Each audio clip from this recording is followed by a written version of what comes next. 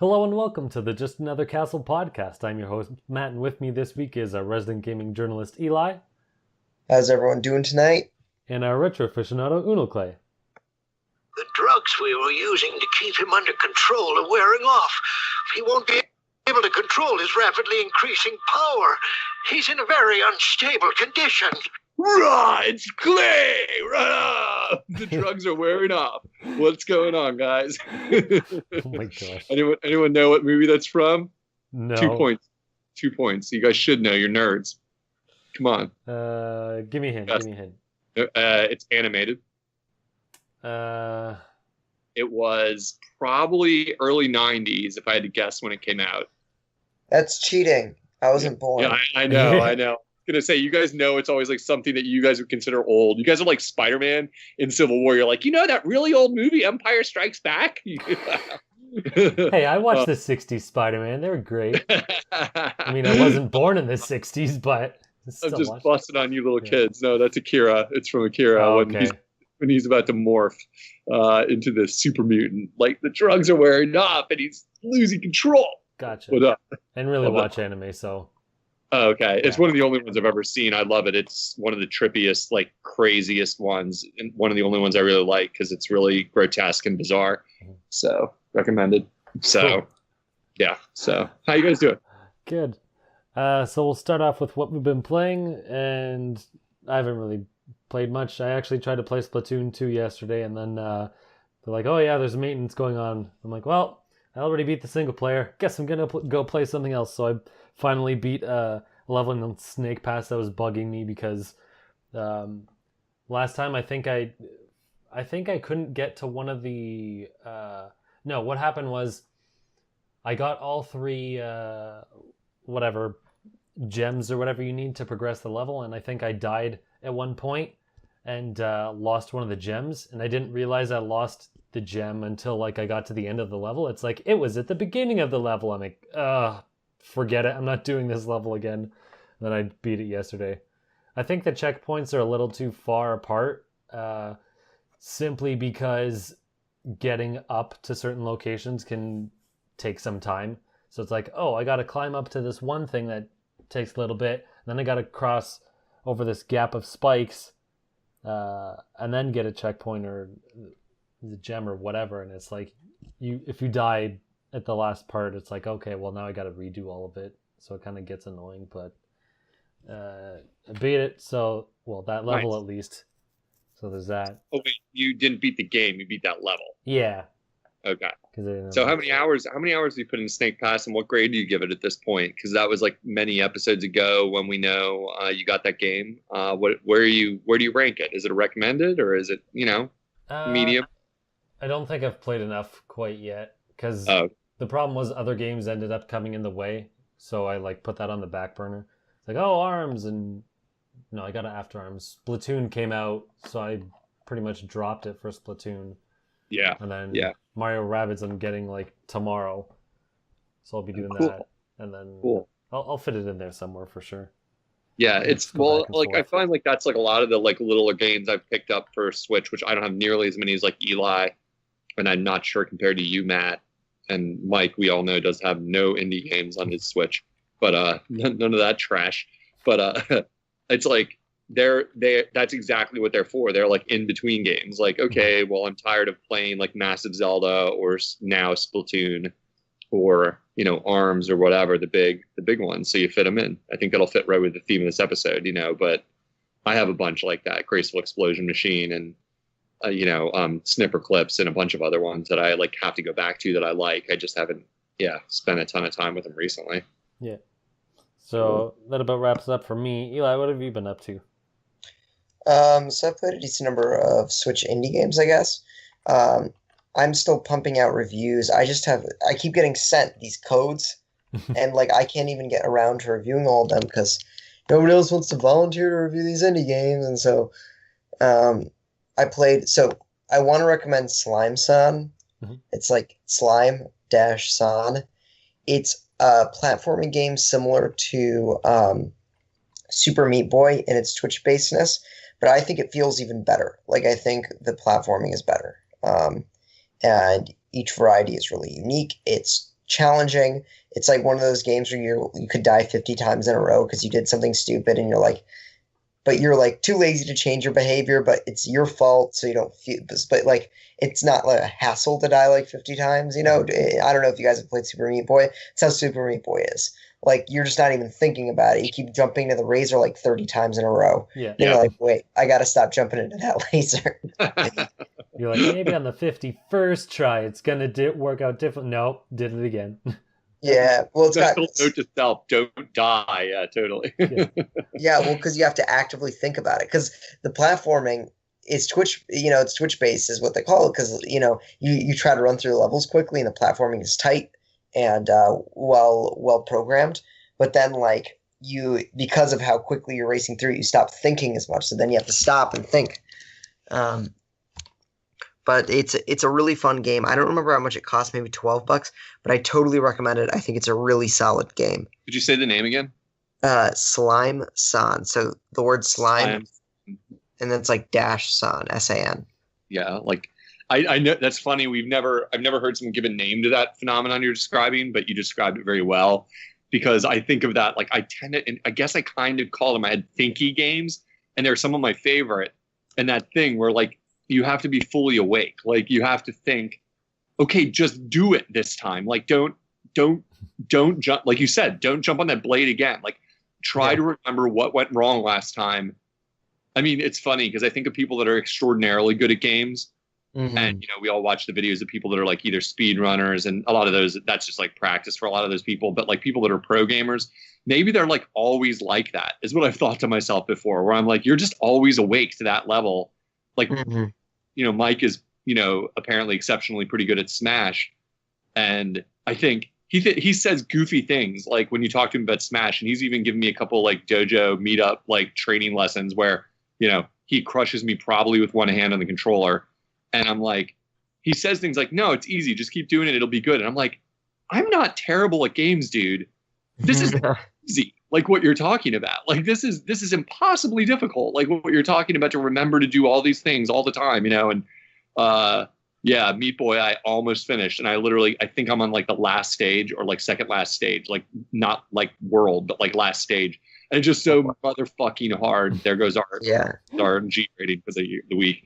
That I'm like, I got so angry at it that I'm like, this game, I love you, and I can't do it. It's making me angry. Like, I walk away. So yeah. So Slime San, huh? Sounds interesting. I never heard of it. I'll have to look it up. Yeah, it's really good. I think it's on Steam as well, and it's got like collectibles in every level that aren't super challenging to get, but pretty fun to grab. And then actually, what you can do is with the power-ups, you can buy alternative like different characters or whatever, but it doesn't just change up the aesthetics, it changes actual mechanics. So one character, for example, will have a double jump but not a boost.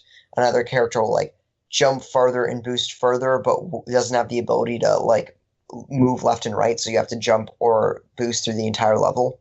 So it's like, I'm looking at it now. Like, can you tell me that it's not as ugly as it looks in pictures? It looks, the screenshots look gross. Like, I mean, it's like the art style. It's like an 8-bit stylish or whatever. But the music's really good. I really like the music, and what I ended up doing is changing up the colors, because since I'm colorblind, I couldn't really tell apart the danger zones from the safe zone. So I ended up inverting the colors or something like that. So if you have a problem with the colors, you can actually change them. But wait, back up. You're colorblind? Yeah, well, not completely, but I have mild color blindness, and games like this, it becomes problematic. Usually there are colorblind modes, though. So is it like a specific color or just a couple? Well, because I think my friend is colorblind to like red or something specific. Like technically I have red-green color blindness, but I don't. Like, it's called red-green color blindness, but I can tell red and green apart. My problems come from so I have trouble with like blues and purples. I have trouble with pinks and purples. I have trouble with when it's dark. I have a lot of trouble with like green and brown. And then if there are like thin lines and stuff, then I have trouble. Usually I'm okay if there's like thicker lines, but if there's like a chart or something with thin lines, then that's like the most difficult, like a line chart with different colored lines. I can't do it. Wow, Okay. learn something new about your friends every day. I did not know that about you. Because I was just looking at this game, and I want to ask you something more about what you were saying. Like there, like it's like the graphic style is unique, and I'm not someone to hate on a game just because it's like not a familiar graphic style. In the screenshots here, maybe in movement, it looks better. It does. It looks off-puttingly odd, like on my computer, the graphic style. But if you're saying, it works and it doesn't bother you when you're playing, I'm sure it's one of those things like just a still frame doesn't look as good or something. Oh, yeah, I guess so. I see. So I just Googled images. Yeah, it does look a little bit gross right now. Now that I look at it, I inverted the colors. Mine look like purple, so it's nice and it's not this color combination. Garish. It's like garish is the word that comes to mind. What If you How want do you- gross, here's a picture of gross from the game. For the users, it's like two nude guys bathing in a bath or something. I don't even know if I want to So look now. it's- What Oh, I totally want to look. Do Ew! it. Yeah. I don't know what that's about. How do you invert the colors? I've never heard of such a thing because this is brand new. Well, I don't know if it's. I guess I don't know if it's inverted, but there's like several color blind, like several alternative color schemes. So you go in the options. There's 3 alternative color schemes, and it just changes all the colors to something different. So Is they this probably Is went this in and found. all games or just this game? No, this isn't in this game. So usually, a lot of games nowadays actually have colorblind modes. Oh. I usually don't need them because either A, the color isn't really relevant, or B, like it's like I think Splatoon has a colorblind mode. I don't really need it because I'm okay with the colors because usually they choose pretty different colors. Right. But so if you look at the screenshot, if you pull up Slime Sign, you see how on the walls there's like red walls Yeah. because it's so the line is thin. That's where I had the problems. So like the thin red against the thin green, I had issues with that. Oh. Okay. Yeah, because it's like really small. Yeah, sections it's of just different- along the edges. So that's where my problems were. Yeah, because like I can- Splatoon, like since you use that example, Splatoon is like really big swaths of like bright. Exactly. Like you're like, oh, that's not a problem for you. Okay. Wow, that's crazy. How interesting. How interesting. Huh. Neat. Well, okay, Slime Song. I'm looking for some new indie games for my upcoming trip, so this will That's get. good. I got a lot of games in my queue though, so it's like I got to look at the list. So neat. Another game I played was Flip Wars, the Nintendo published indie. It is really bad, really, really bad. Do What- not buy it. It Flip looks like a Force. mix between Bomberman and that one Mario Party game where you do it's like virtually the same Othello. thing. It's like Othello, where like you stomp your butt down and then it like flips over the tiles next to you to your color. Mhm. But the game is just really bad. It's clunky. Oh, It's slow. Flip it's- Wars. Yeah, Flip Wars. So it's Okay. got like it's Got got like almost tank controls in terms of how slow your characters move and how inefficient and immobile and clunky just everything is. There's no single player at all. So there's only local and online multiplayer, but there's no one online, so there's really only local multiplayer. And even then, no one wants to. Yeah, and it's just bad. So don't pick that That's one a up. shame. That game, like, it had a cute art style that I don't think I put it in my like, what would you call it, in my wish list, but it looked reminiscent of a game whose name I forget the name of the game I'm thinking of that I have on Wii U that was like a twin stick. It was a really slow twin stick shooter on a Wii U that had like multiplayer that I played through last year. I gave it like kind of a middling review when we talked about it here. I forget the name of it. It looked like that a little bit. And I thought, oh, maybe it's by those same people, but I didn't do much digging on it. But thanks for the warning. So it's boring and not fun. Okay. Got it. Okay, that's where I remember it from. Kirby 64, there was a mini game that was similar to this, except you only shot or changed the tiles in one direction. So if you're looking for this game, just go pick up Kirby 64 on the N64. Nice. A game I've never played, but I have a copy of it laying here that I need to get to someday. So Pretty fun. I'll play it on there. Neat. So avoid Flip Wars and go for Slime Songs. Your review. Yeah, and then another game I played was a game called Rocket Punch, which was like Yeah.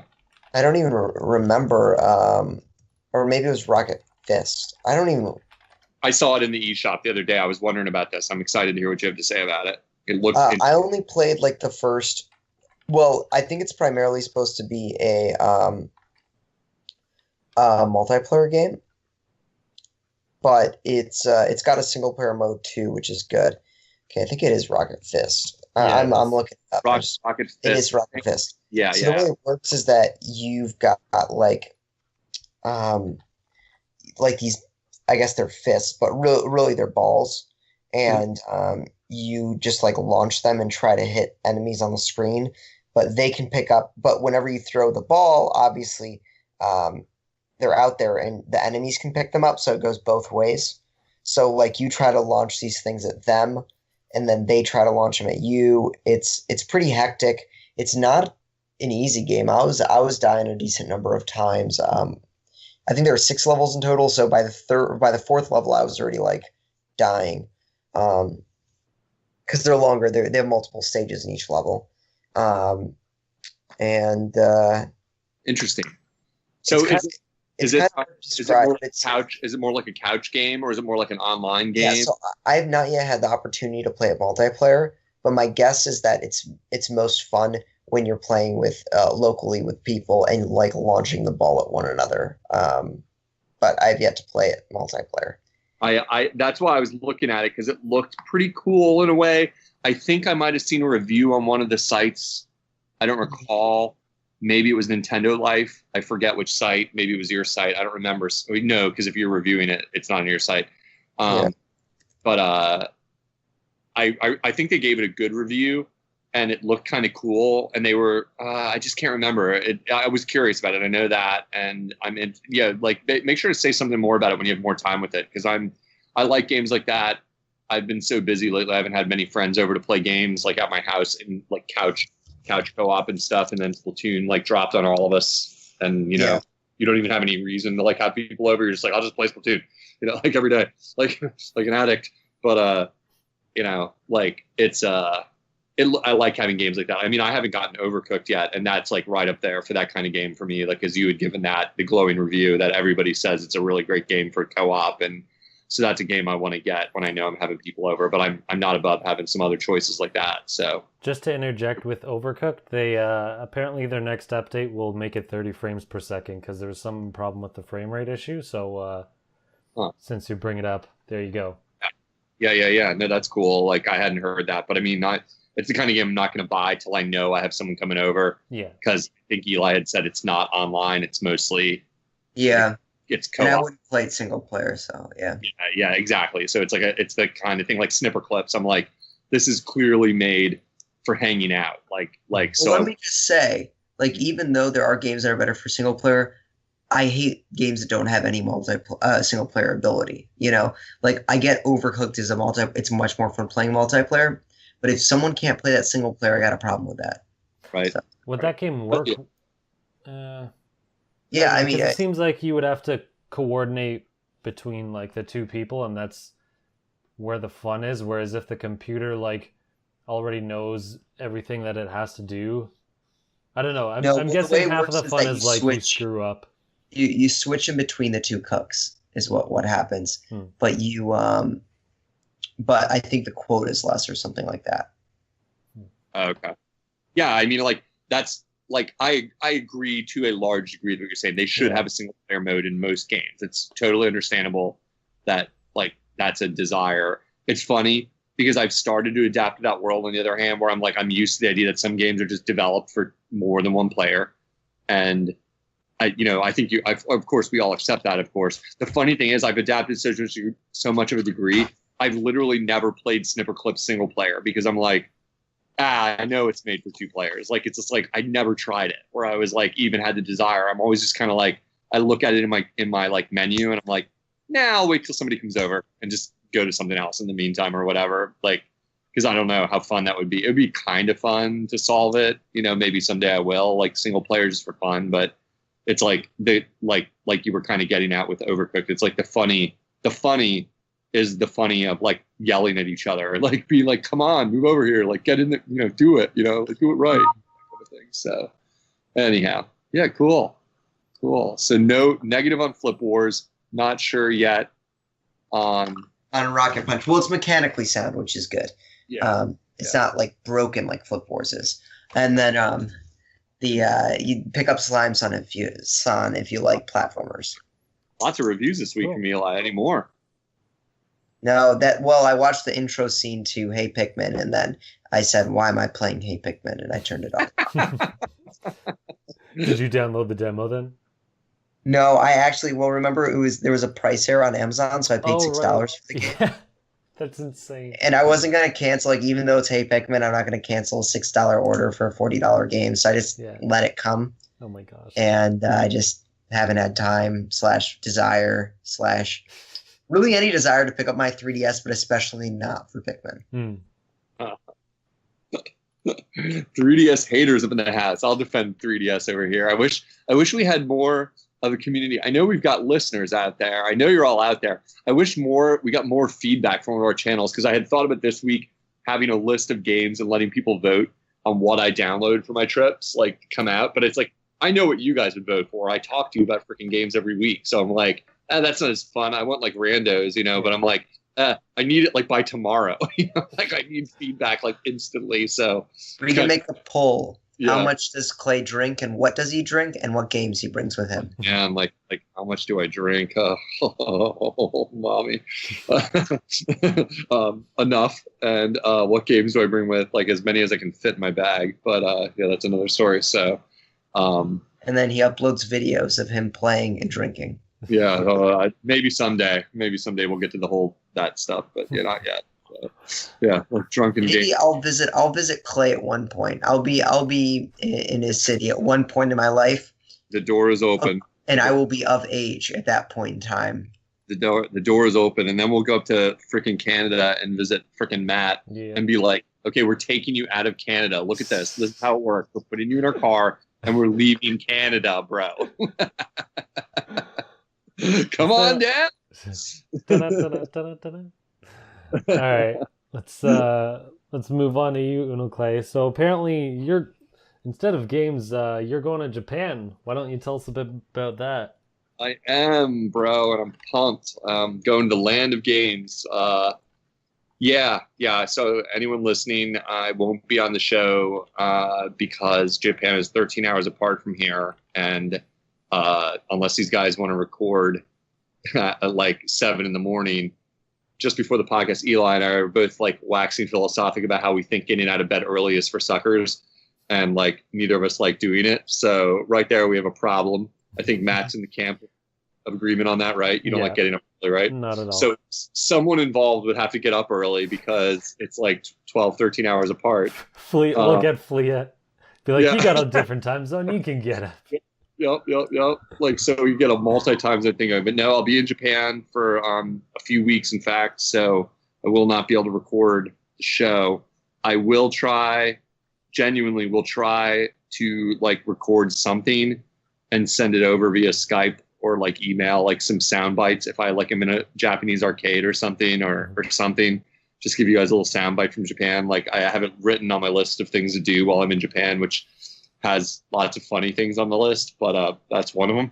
So yeah. So in a nutshell, going there for fun. My wife and I we have like basically a savings account where every paycheck we put money in for a vacation, and then like somewhere during the year we like debate about what we want to do with it. And if it's like been a really expensive year, maybe we go on a really cheap vacation and the money is just keep the money.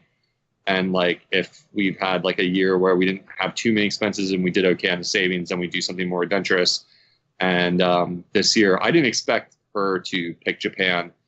Like she kind of picked where we went last year on a trip, and it was not like we have an agreement or anything formal, like, oh, you get to pick this year, like nothing like that. We are married, so it's just kind of like an endless negotiation of your entire life is how that works, kids. Like everything's a negotiation all the time. It's called love. And what's love, Daddy? Yeah, a list where you say, here's where I want to go on vacation, wife. Put your finger on one or two of the places, like point at the places you want to go. That I made the list this year, and that's how we decided that's what love was this year. And I put Australia and Japan, which were two of my top ever places, which are both fairly expensive to go to. So I thought she would kind of like kick a fit or maybe push back and say like, let's do something different. But she just picked Japan. And I was like, whoa, like kind of like head exploded. Like, oh, wait, so we're going to Japan. Like she really likes cooking and she's really into like fancy restaurants and food stuff, which you can hear the tone of my voice. Like I'm not as obsessed with, like I'm into it because I like good food, but I'm not like, listen, I'll go buy a pizza if I'm hungry. That's like, that's like sweet cuisine to me, you know, like, you know, like cool, we got pizza. But she's like literally like a couple times a week cooks like a 3 or 4 course meal of all new things she's never cooked before, like kind of stuff like that. And I reap the benefits and it's awesome and I love her. And I'm spoiled as fuck. But she, I think that was why she picked Japan. And she thinks I picked Japan just because of video games. Like, she's like, you just want to go see Nintendo. And I'm like, that's where you're wrong. Like, there's no tour at Nintendo. There's no getting in. Like, you know, it's a locked box. The best you can get to, I think, is like one of their old headquarters, which is like abandoned.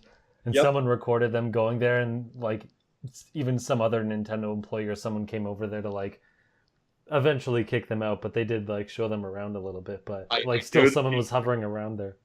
I totally know the video you're talking about. I saw that video where the guy snuck in and walked around. Yeah. Like, I'm not going to go that far unless I'm by myself. And if I am by myself, I won't say I won't do that. Like, I am a little willing to like go the distance on that kind of stuff. Like if the opportunity presents itself, but I do have a map of how to get there and like both the new headquarters and the old headquarters. And I'm going to be in Kyoto where it is for a couple days. So I will report back, especially if I get there. I'll try to record something for the podcast or at least take a picture or something and be like, so this is where they invented the Kirby games that are way too easy, you know, something like that.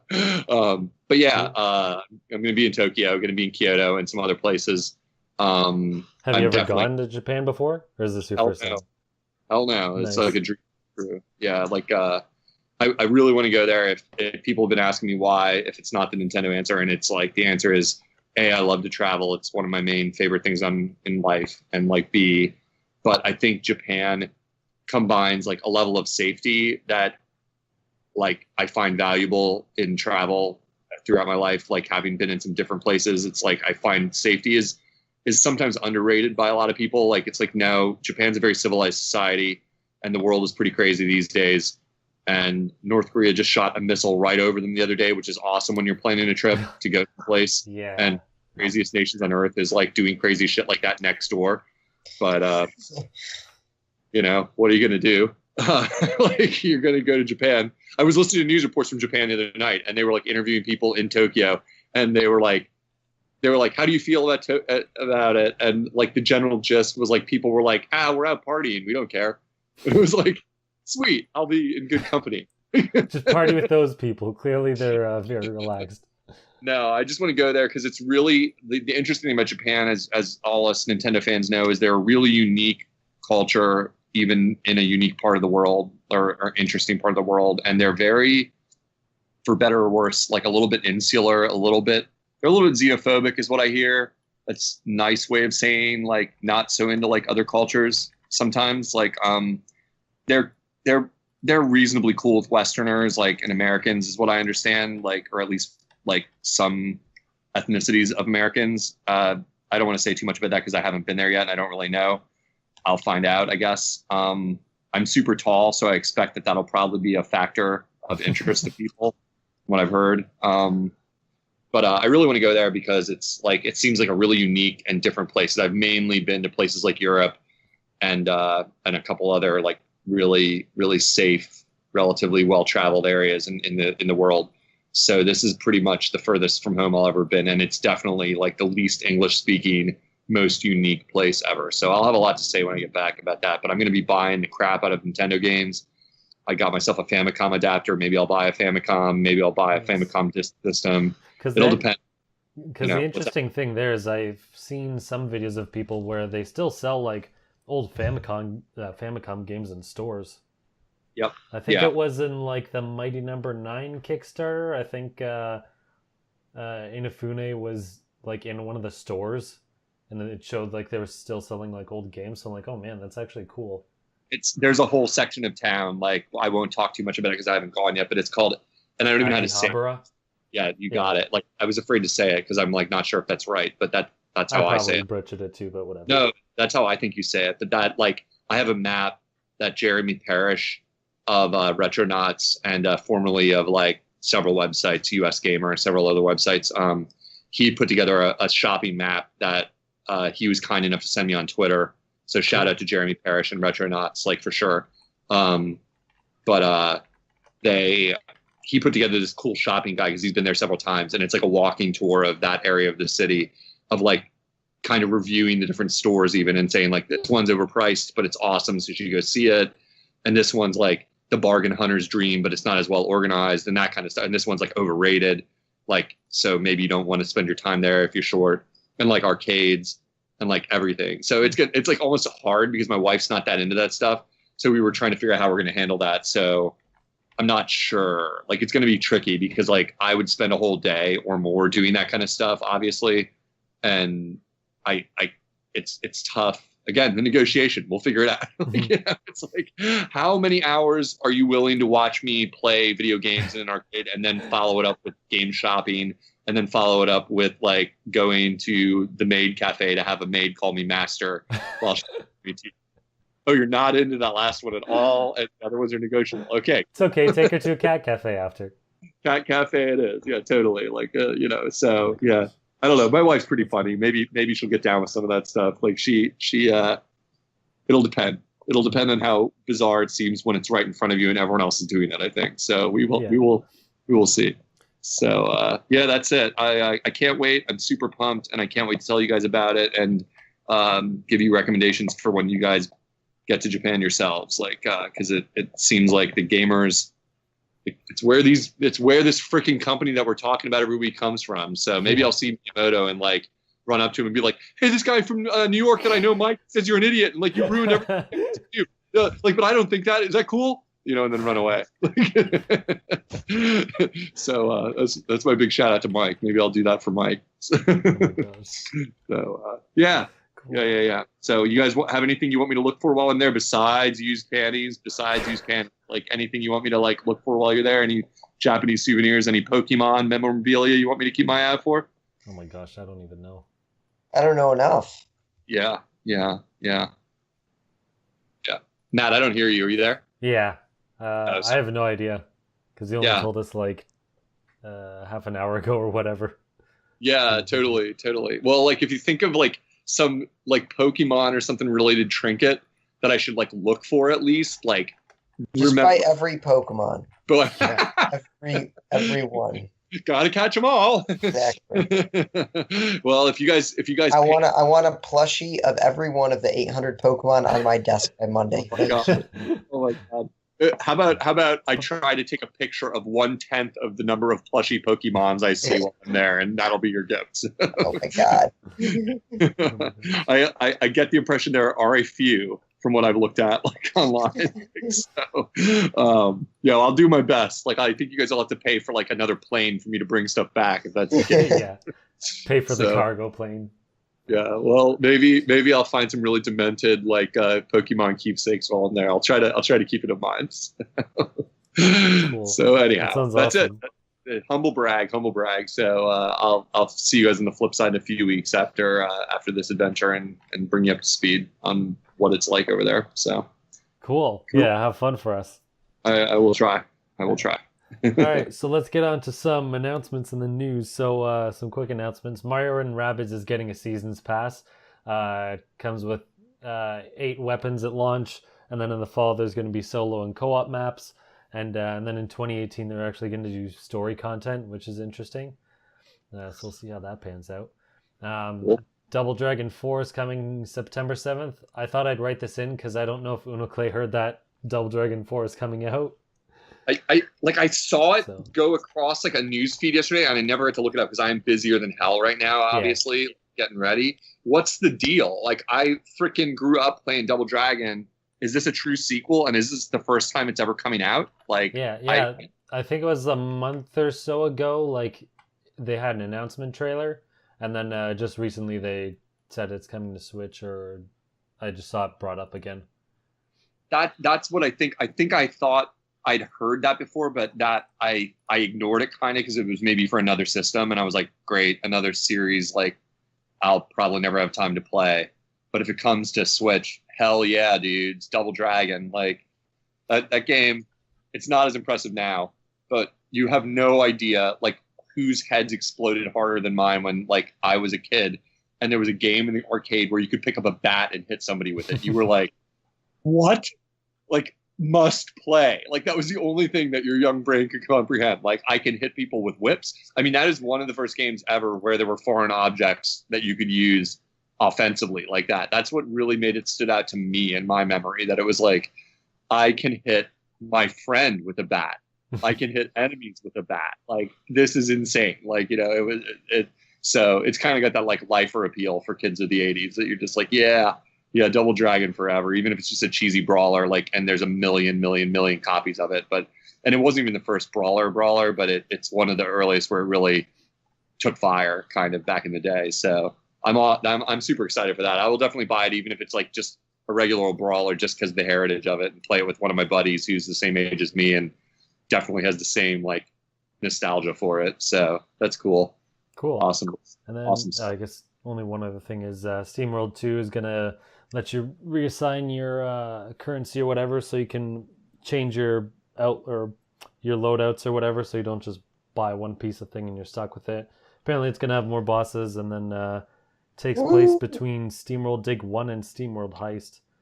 And really excited. Yeah, Nice. we'll bring it up a little bit later because it's in the Nindy showcase or whatever. But yeah, I don't even know where SteamWorld Heist takes place story-wise because I haven't played it, but that's cool that it's all connected. Yeah, and it looks like it's the play style of the first one, which I never played Heist. Matt, I know Eli had played it and like said he liked it, but it definitely didn't sound like my kind of game. But I loved the first one like you did, Matt. Mm-hmm. So yeah, heck yeah. Like it looked cool. The trailer today looked really cool for that game. So neat. And I don't even remember how the story ended with the last one. It's like, who cares? I had a great time playing that game. It was super awesome. Yeah. So coolness. Right. And on to some news. Miiverse is dead and its funeral's November 8th this year. Oh, They're deciding to kill it. Cool. That's so cool. There's a bit of information on this. The 3DS, Wii U, both 3DS and Wii U apps will be dead, and the website is actually going to close as well, all on that date. So is the Wii U chat app, which was like the video app that people used on like the first day. It was like this video Skype thing. So Miiverse Wait, I won't be able to call you? Yeah. On my no video calling. Matt, we promised each other that back in 2012, when I bought the Wii U, that we would have a call. I think we actually did for like 30 seconds. I had like a super awkward call with like a guy I know from my IGN like one time. Totally. It was like, so hey, you using the video chat app? Yeah. Is it working for you? Yeah. Okay. It was like, so what are we doing with here?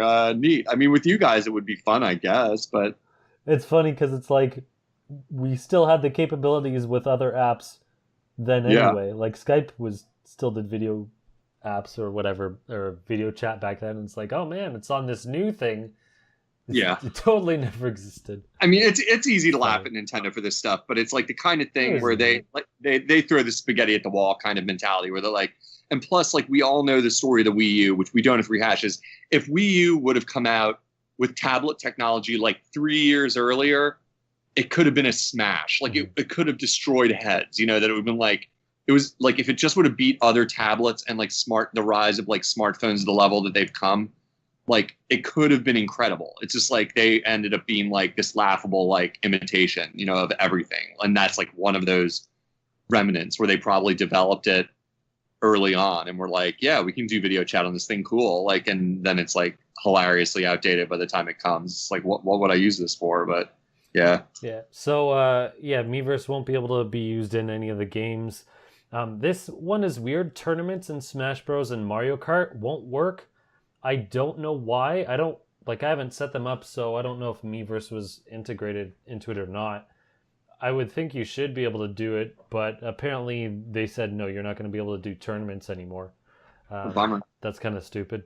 But I guess Mario Kart 8 Deluxe is there, so that it doesn't really matter for that. It's more for Smash Bros. It's kind of like whatever. Like they're moving on. I mean, Wii U, they're supporting it longer than you might have expected them to in some ways. I mean, not really, but like, I mean, Switch is doing well and it's been out for a good while now. So like, this is kind of the timeline you expect in a way. Most people have forgotten the Wii U anyway, and by November it would have been almost a year. So yeah, no one's gonna. It's sad. I mean, like I love Miiverse though. Like the underlying Miiverse itself, I cannot say how much I miss it all the time on my Switch. That I don't want to post to Twitter when I want to say something. I want to post just to my Nintendo friends, like because.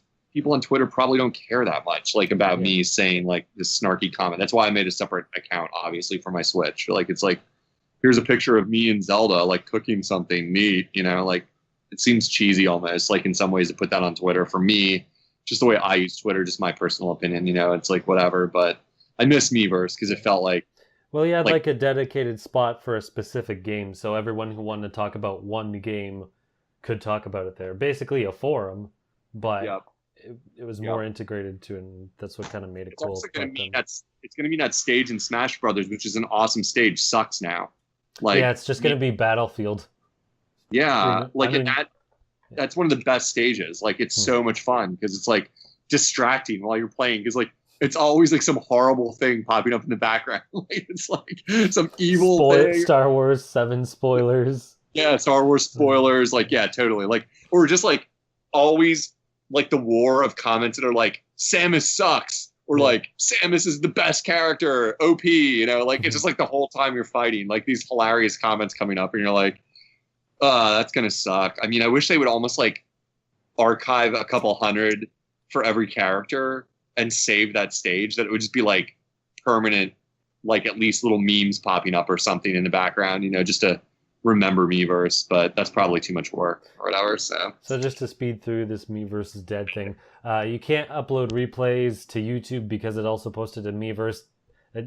You'll find out that Nintendo's being lazy. You could just cut out the Miiverse part and let them upload to YouTube, but whatever. You can still share Super Mario Maker levels because if you weren't, then the game would basically be useless. But you won't be able to comment on them. They gave specifics on a bunch of other games as well. Mario versus Donkey Kong, like tipping stars or whatever the heck it is. Apparently, like you can't unlock some levels unless you like share them online and then get stars that way. And they're not really doing anything, so you're going to be not able to access content once they cut it, which is really weird and unfortunate. I don't know how many people have actually like bought the game. Like 20 people bought that game. Yeah, but it's still kind of stupid. They that Star Fox Guard, does that have any like break? Does it get broken like because of the Miiverse? I want. No, because they listed I think all the games that are affected in terms of like how much it actually affected like the game, and I didn't see Star Fox on there. Star Fox, like you just share levels. I don't think Miiverse is involved in it. Yeah, okay. I mean, I never finished it. I want to get back to that game. You had said it was almost impossible. Yeah, it's impossible because no one's playing it or sharing levels. So. Yeah, right. But, so anyway, I need to finish the campaign. So. Yeah, the somewhat positive part is you can send a request to get an archive of all your posts. This includes like images and text comments and any images you drew. It just won't count the replies people made to it. Right. So you just go to whatever website they have there and then just click a button and they'll send a request. And then a couple of weeks after they close Miiverse, you'll get an email with like a zip folder of all your messages and whatnot. Data dump. Get you a data dump. Yeah, that's crazy. Yep. That's a great place for Eli to plug your site. You put up an article, right? Like of how to do the archive. Yeah, I didn't write it, so I don't remember. I think it was probably Ari. Now that I think about it, but yeah, we have a step-by-step article. If you're too lazy to go to Nintendo's website, type enthusiast after Nintendo. Yeah. And then press .com. Enthusiast after Nintendo. That's a long website name. Enthusiastafternintendo.com. Yeah, that entire thing. Nice. All right, that's crazy. I got to do that. I mean, I want to archive it. I don't know what I'll do with it. I guess when someday my non-existent grandkids, I'll show them my Miiverse posts and be like, once upon a time, there was a forum where you could talk to a bunch of other nerds about your Nintendo fanboyism. Care. And moving on, Rhythm Heaven isn't dead. There was some speculation that it was because basically what happened was because apparently Iwata was the one pushing for Mother 3 and Rhythm Heaven, and someone suspected, because Iwata's no longer around, that those games won't really be pushed as much and will get kind of left to the wayside. And then someone asked the producer on Rhythm Heaven, like, what's the state of the franchise, blah, blah, blah. He's like, yeah, no, it's not dead. Like, you're on crack. So that's a great way to remember that. We just ignore everything he loved now. Like, no, thank God he's gone. We don't have to make the games that he loved. Like, no, thank God that guy. Like, no more Rhythm Heaven, no more Mother 3. Like, finally, we can move on to other things. Yeah, no, that's cool. I love Rhythm Heaven 1. I wasn't gonna buy like another like that package that they released where it was like a kind of like a remix of like 2 games. Like I was like, there wasn't enough new content for me in that newer one. But as long as the franchise is still around, I look forward. Like the first one is awesome. If no one's ever played it, like on DS, it's such a great game. Insane is in the best way possible. You're wrong. That's not the first game, you pleb. Oh, wait. It's on the Game Boy Advance. You're right. Good one. I never played that one. I played the second one. Yeah. Did you ever play the Game Boy Advance one? No, but they include some of the games in Mega Mix. Oh, right. Yeah, right. So it has the Game Boy Advance, DS, and Wii games all in one, and then they added some new ones, apparently. Yeah, that Mega Mix, the other thing about it for me was, like, I have the Wii one, and it wasn't compelling enough to keep playing it. It was like, the touch screen is way better for this kind of game. And like they were trying to do like just press an A and a B button on your Wiimote. It was just not as good. Like it wasn't as fun. So yeah. So anyhow. Cool. Okay. So Nintendo showed off their Nindies trailer. Well, it's not even a trailer. It was basically a direct. I forget when it released. No, it released today. That's what it was. And I forgot if it was yesterday or not, and I was like, oh no, it wasn't, because yesterday, like Europe or whatever leaked like a 5-minute trailer or whatever. So I didn't know that. Confused, yeah, but no, they showed off their showcase and it showed off a lot of games, and they're still announcing a couple of more ones as it goes, and they have a live stream going tomorrow on Twitch, or today if you're listening to the podcast. Actually, if you're listening to the podcast, it probably finished by now.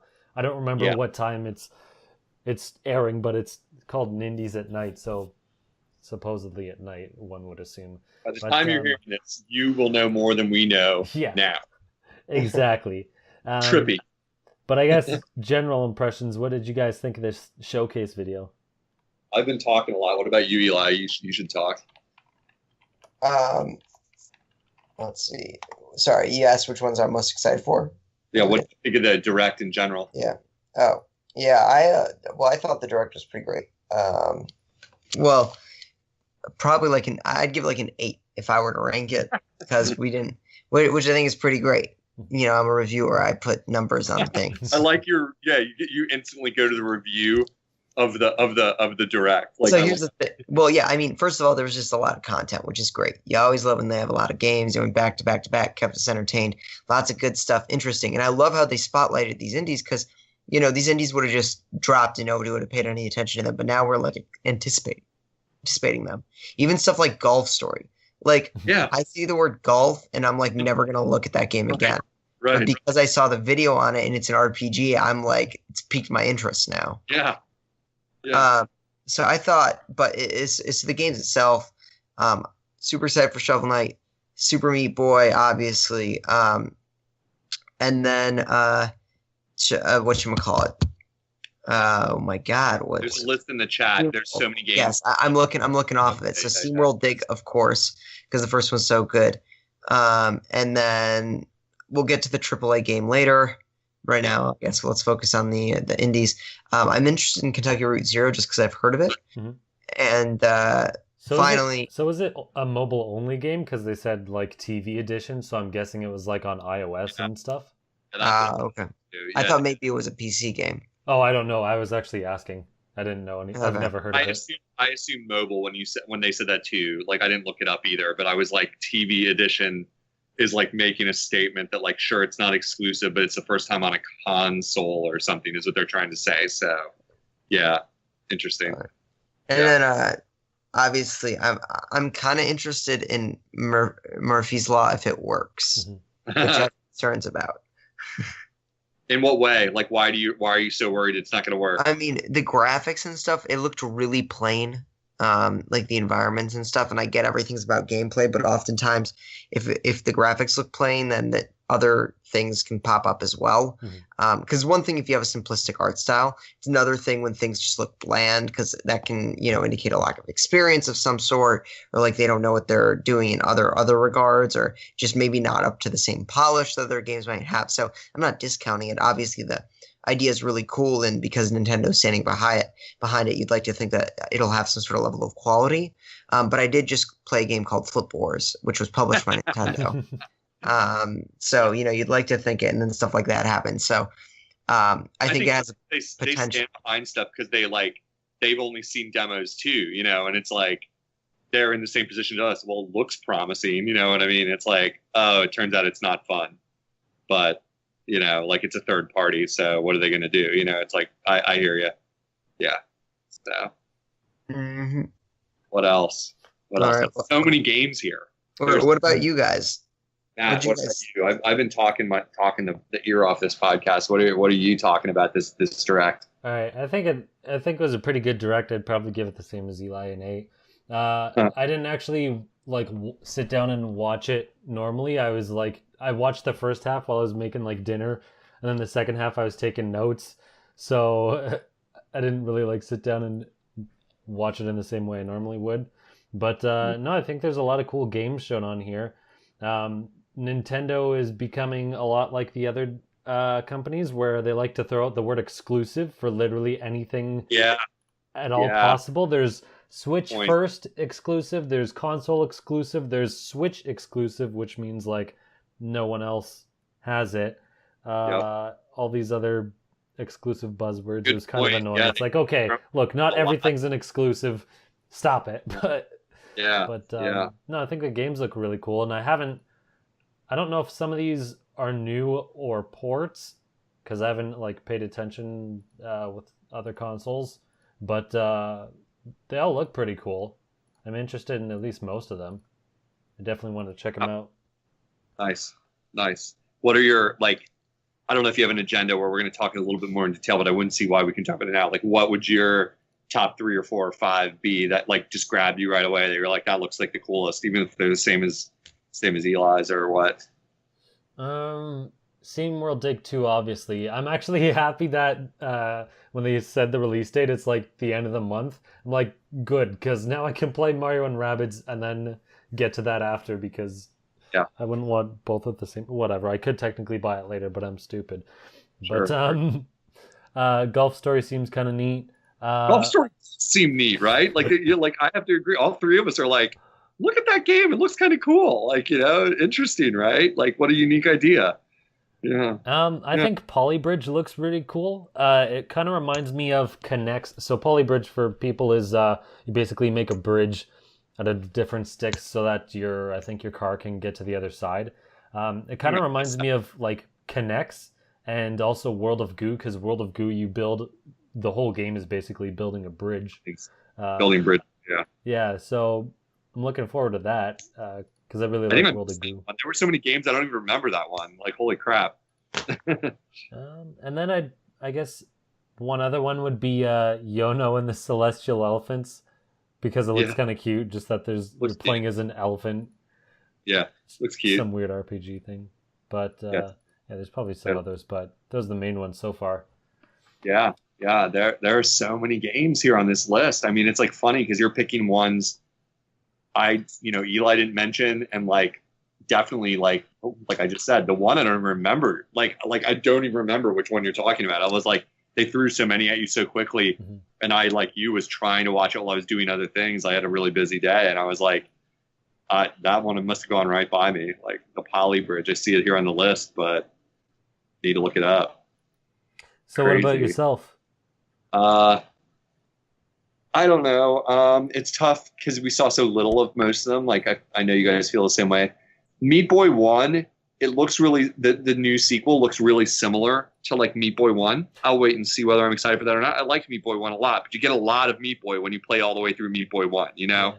like Well, if you, they've also like brought out different versions of Meat Boy yeah, often enough that it seems like I didn't even realize this was a sequel. I figured it was just like another extension to the other Meat Boy editions. Because Meat Boy that's what I Forever thought it just sounds was. like, okay, did you just tweak the other one and then like this is a new Right. edition or whatever? But then he said like That's it's a what I thought. sequel.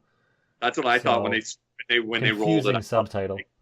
Yeah, I thought it was just like, oh, another Meat Boy package, and I was like, and then they're like showing that they have a baby now, and I was like, I roll at the plot, like, how good he'd have a baby now, how cute.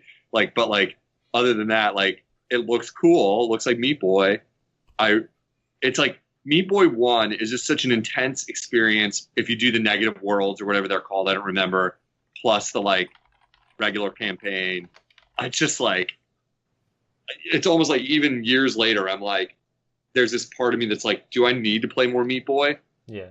But if anyone's never played Meat Boy or didn't play very much of it, this is an awesome sequel to be coming to Switch, and I'm glad it is. Like, I'll play it at some point, but it's definitely a game where like I pause and think like what a time sink it could be if I start another one. But if the price is right, who knows? Mhm. But anyway, so that's like a game I'm middle on. Like Golf Story, yeah, I like if it's got like Golf Story looks unique enough that I want to see more, even not being an RPG guy. Like I'm like I felt that way when I saw it the first time when they showed it a few months ago.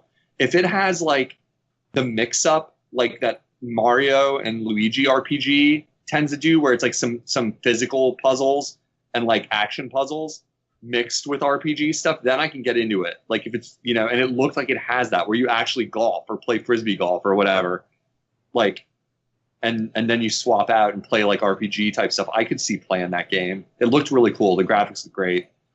Um, so many of these I don't remember. Floor Kids, the breakdancing game. Yeah, that I seems yeah, it looks neat. I don't know Like how it would work really, but it's a rhythm game.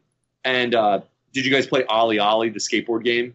Yeah. sort of. You know, like I could imagine it working like that because that's what Ollie Ollie is like. It's as much a skateboarding game as it is like a rhythm game Mhm. and like learning timings and like chaining like and everything like that. Learning how to chain without getting greedy and stuff. Like I could see it being like that, and the art style looked cool and the music sounded neat. So that stood out. Kentucky Route Zero, I like the name of it and it seems cool. I need to see more though to know if it's like I don't know if it's distinctive enough is the word I'm searching for, I guess. Like distinctive enough to want to play it. Is it just an adventure exploration game? What makes it different is what I want to know, kind of. But I like the name alone. It sounds kind of creepy or something. So I was like, okay. Next Up Hero, just because of the pedigree of the person who's making it. For people who don't know, they said it was being made by someone from the Scribblenauts team, maybe the lead director Yeah, of Scribble. the guy who's making it worked on, or I forget. I'm just gonna say director because that's what I remember putting down. But he did Scribblenauts, Drawn to Life, and Lock's Quest. So a bunch Yeah, of and so famous anyone who's DS never games. anyone who's never played Scribblenauts, summary, it was a real groundbreaking game. It's more fun in concept than it is in execution in some ways, but it's still a really cool imaginative game on DS and on 3DS. There was a sequel, I believe, where you could just type, you can say anything into the game. You can say any word and it'll spawn in the game. You can say gun, you can say jetpack, you can say, and then they added adjectives, and it's just really crazy and fun. And it's a really open-ended kind of thought process when you play it, because you're solving puzzles, but you can literally make anything. You can say blender and a blender appears. You can say crow and a crow appears. You know, it's like anything you can think of, and then you can try and use that to solve. So it's a really, really funny game.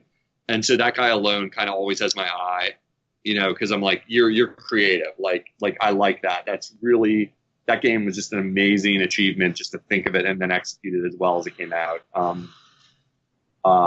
SteamWorld Dig 2, like we all said, SteamWorld Dig is awesome. If you never played SteamWorld Dig, it's super cheap now. Go get it for your 3DS. It's an awesome, super fun game. And Dig 2 looks like they're going back to the roots of the original after a sequel that was rather different. So, yeah. After that, I mean, there were so many. Morphe's Law, like Eli was saying, like, want to see more of it for people who didn't see it. It's like, it looks a little like Overwatch. It's a 4-on-4 shooter. I mean, to me, it looked a little like Overwatch. I don't play Overwatch, but it was like, I was like, oh, it's like cartoony shooter teams. I don't know. Like, it just reminded me of that, like, that they could be going for that, like, because that's such a big game these days. I think it looks cool. And if it works well, it's the kind of game I'll be a sucker for, because 4-on-4 squad-based battles, hey, you're talking Splatoon, you're talking something I already love. So, like, you know, I can get into that. And the whole mechanism of, like, as you get hit, you get smaller, but now you're harder to hit. The innate balancing that the game will have. Like, so, like, you get bigger when you're winning, but that makes you easier to hit, and you get new powers depending on your size. You know, so you have like Giant Man versus Ant-Man type mentality, like, going on by the end from what it looks like, or first look. I like how demented you can look. Like, I got one giant arm and like weird legs, or I got a mini head, and all the different combinations they show. Yeah. It sounds really promising, but like Eli said, it's like, does this work? Like, you know, like, does it work? Like, when when this game drops, you know, like, or is it like janky as hell, or something else we can't tell? This is our first. Yeah, like I can foresee it being like not necessarily janky, but clunky in movement, especially when you got variable terrain, different sizes of things, stuff like that. Yeah. So I agree. Like, it's like one of those things. Like, I mean, this is our first look. You know, tentatively interested. Show us more. And it's console exclusive for that one. So, you know, that means, like, if it is good, we're not going to be in the position of being on Switch and wishing we had a big audience of people to play it, because they're all playing somewhere else. Like, they'll be playing it on Switch, a lot of people. So that's promising. I like the idea that if you shrink, you can have different areas to access. Like, they show you one guy goes through like a tube or something. Right. But if you're bigger, you can't go through certain things. So I think that's the most interesting part of it. Yeah, that does sound neat. Yeah, I didn't think of that. Like, I was like half paying attention, so if they talked about that, I missed it. But yeah, it's neat. It seemed like one of the bigger games, but it also felt like they didn't show a ton of it. Maybe because it's new. Maybe it's not very far along. Like, maybe it's because that was the theme of this direct. Like, we're just showing you tiny bits of everything, you know. So. But yeah, that's it for me. I mean, like, there were a lot of things here, and just because we didn't mention it, I would say it's safe to say you should watch the direct for yourself, because just the how divided the three of us are on, like, the things that caught our eye, you know, not divided, but like that different things caught each of our eyes is a better way to put it. Like, is testament that this is pretty all over the place. There were RPGs, there were action, there were puzzles, you know, a lot of variety. Yeah. So. Hey, this is what I always wanted. I'm happy as a pig in poo, because it's like these you know, pigs are always happy in poo, bro. Like no, because it's like, this is what I said. Like, Nintendo just needs to do this, and if they're not going to have third-party support, I wish they did. But if they can't get full AAA third-party, then at least, like, just pile us up with the Steam mentality. Give us too many games that we want to play in the background. So Matt can play Snake Pass and then go back to Splatoon, and I can play, you know, like, Snipper Clips and then go back to Zelda, you know, and that kind of world. And Eli can just, like, have all the codes and no time to play them, you know. Like, and buy them all and still have no time to play them. Of course, to mention our missing member this week, Mike can just, you know, say them. Like, I was playing Oversplotch again, young ones. Like, what do you want, bros? Like, you know, and that's it. So, like, but yeah, like, this is great. Great time. Like, I mean, it looked like a lot of these games are kind of soon. Like, some. Yeah, it's either Yeah, between this year and early 2017 or 2018. Yeah. So it's within the next couple months, which is good. Yeah. Plenty of this coming. I already got plenty of games in my backlog. Like, I mean, I have one of my close friends who listens to our show sometimes. Shout out to Quarry.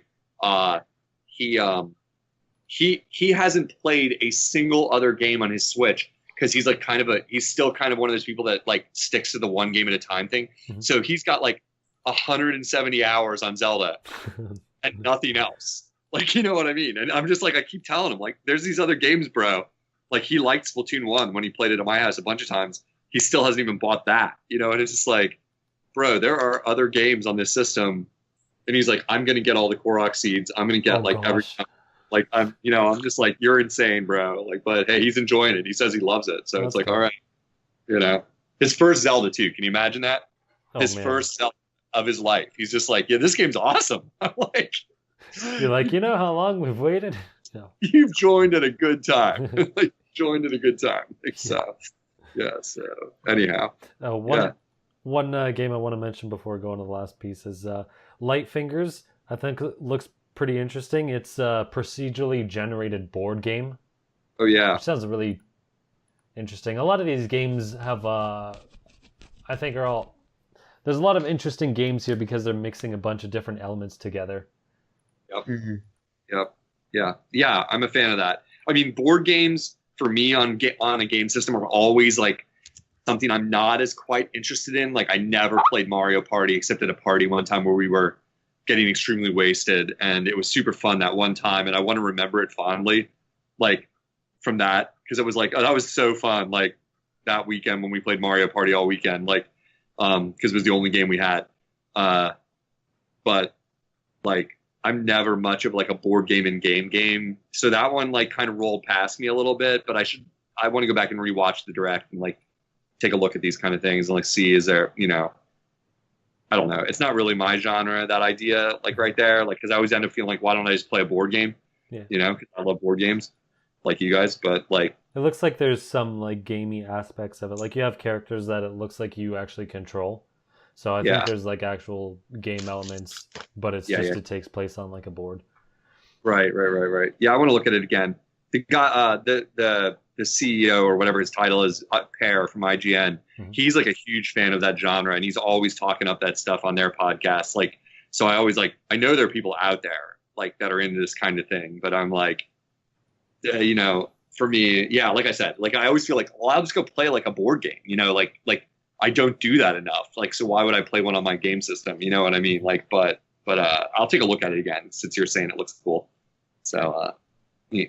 Cool. And then one last piece is, so they had a really weird surprise announcement at the end. Travis Strikes Back.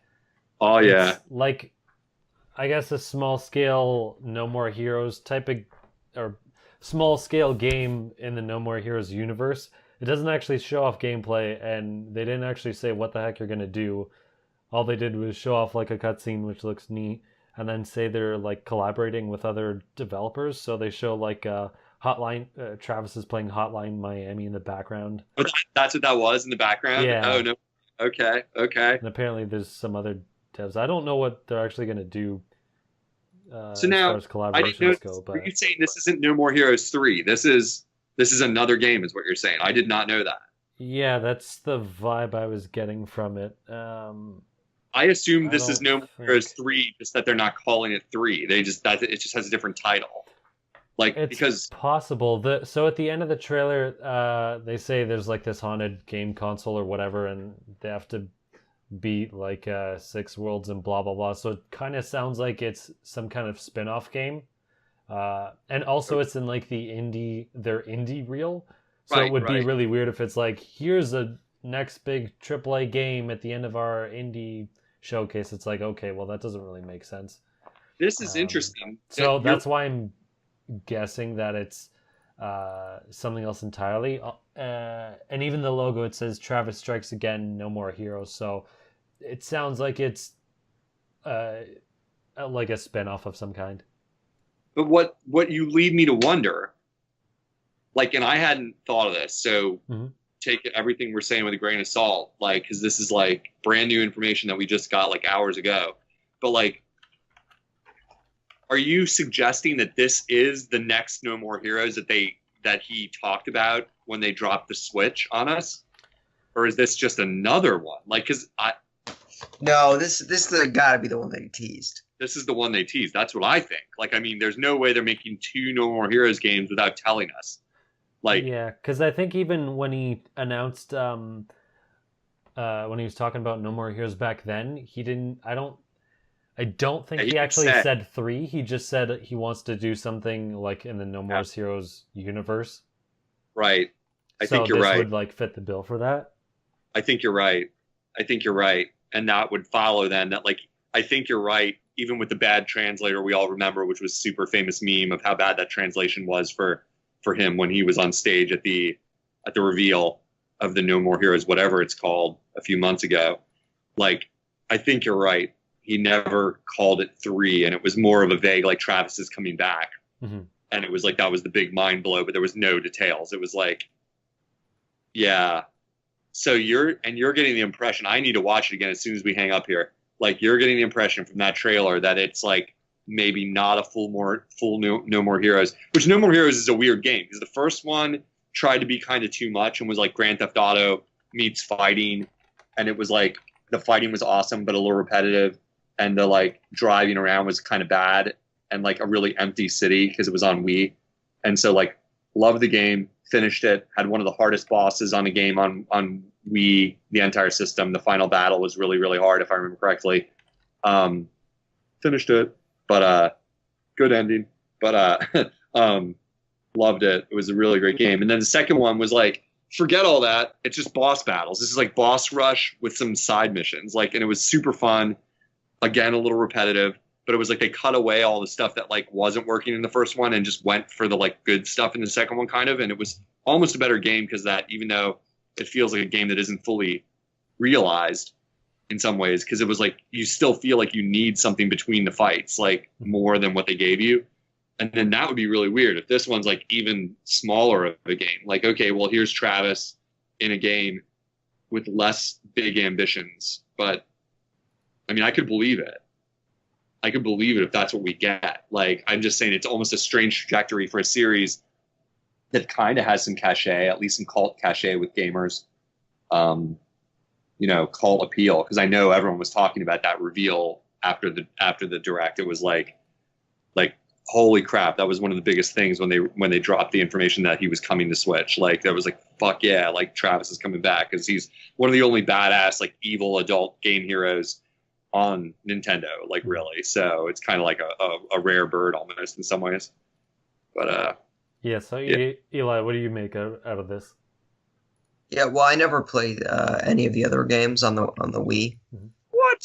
So I know, I own them, but I never got around to playing them. Man, oh, that's a shame, man, because they're not going to like hold up as well because the graphics, it's like, yeah, it's unfortunate because I actually went back about a year ago, and I think I played 2 or 3 Wii games, and yeah, they don't look that great. But on the Wii U, they run all right, and the controls are fine. So I still got through them all right. But yeah, it's an eyesore. If you have to pick, you should play them because they're amazingly funny.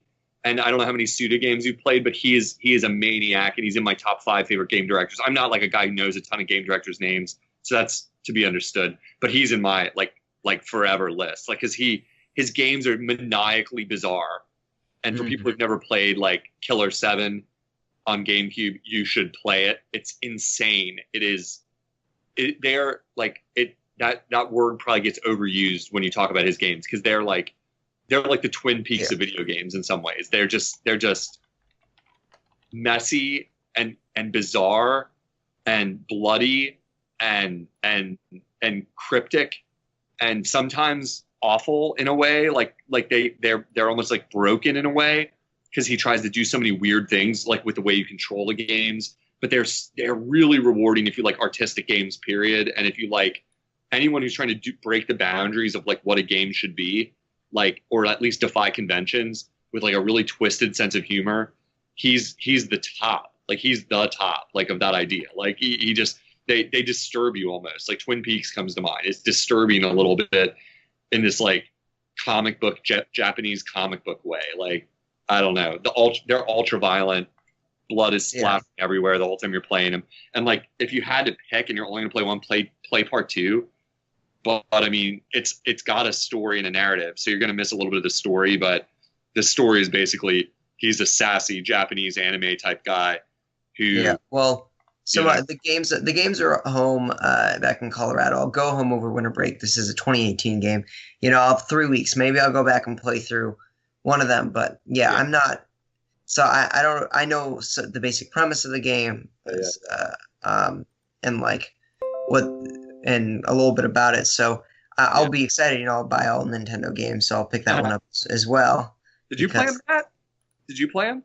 I think I played a bit of one of them. I don't remember which, but I don't think I actually beat any of them. Yeah, so try it. Yeah. I don't know. Like that's what I mean. It's kind of a cult series almost in a way. Like I can see that being the label it would fall under because it is so freaking weird, but. That also is good for Nintendo to have series like that, like because it gives them a cool factor that they need. Like that's definitely why they're featuring this. It's like, well, Travis is one of those things. Like that's like, oh, he's messed up. Like that is a messed up character. Kind of like, a little deviant even, but no spoilers. You should play him. So, but yeah, neat.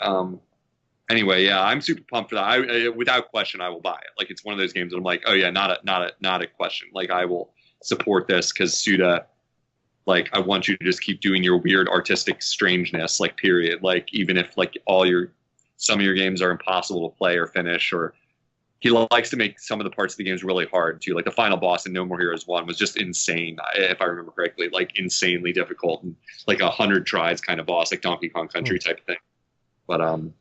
But really good and cool, super cool cutscenes, like you saw in the trailer today. That's what part of the attraction of the series is, like the art direction and his like comic book sensibility that he brings to it. It's very much like hyper violent comic book like sensibility, like is the series. So sassy, funny, fourth wall, a lot of fourth wall, but no spoilers. So so cool. Yeah, that was for me by far the biggest thing. But I mean that it almost doesn't feel like a fair indie. So. All right, cool. So we'll end it there for this week. You can catch me at the Mango Viking on Facebook, Twitter, YouTube, and VidMe. And Eli, where can people find you? You can find me on Twitter at Paul Salon, NintendoEnthusiast.com for my writing and reviews. And that's all I'll give you for this week. Cool. And Unoclay, what about yourself? Oh man, well you guys can't find me anywhere in America for a few weeks, but if you are one of our listeners from Tokyo, Kyoto, maybe you're down in Osaka listening and thinking about what a poorly made podcast of Americans we are who barely know our crap about your country's greatest export, look me up. I'll be walking around. I'll be the tall white guy. And other than that, I have great love of playing Nintendo games with any fans and any listeners. So you can always look me up on Unoclay_Switch, send me a message, or look my friend code on there. And it's helpful. Let me say this. It's helpful if you want to friend code me, send me a message on Twitter before you try to friend code me on Switch. Because like now that I play Splatoon online, I'm getting some friend code requests from people I don't really know. Mm-hmm. And I think they're just rando friending me somehow. And I'm not even quite sure how they're doing that. But like getting friend requests. Because you can go and request the last people you played with. Yeah. Okay. Yeah. I knew there must be some mechanism for that. And I wasn't doing it or knowing about it, but I knew it must exist because it's happening to me. And I'm not accepting those, frankly, because I'm like, I don't really know you. I played with you once. Because he's a dick. That's why. I mean, look, if I played with you a couple times in a row and we had some kind of chemistry, for sure. Like, not gonna lie, for sure I'd friend up. But like the ones I'm thinking of, like, I don't even know the name. I'm like, who is this? You know what I mean? Like, it's like, who is this? He also beats up children at night. That's why he's really going to Japan. He's fleeing the countries. Doesn't accept friend requests and beats up children. That's and he also beats up children who give him friend requests. Hey guys, just enough about all my secrets on the air. All right, like all right. But no, in seriousness, send me a friend request, hit me up on Twitter, whatever. I'm still on my IGN on there occasionally. I talk to the 2 other users, so you could Unoclay 1 on my IGN. Classic shout out. So that's it. Cool. So wherever you're listening, you can find us at Just Another Castle on pretty much every platform in the internet. So whatever, leave gaming to Nintendo. I screwed it up. You've got to go back to the laboratory for treatment.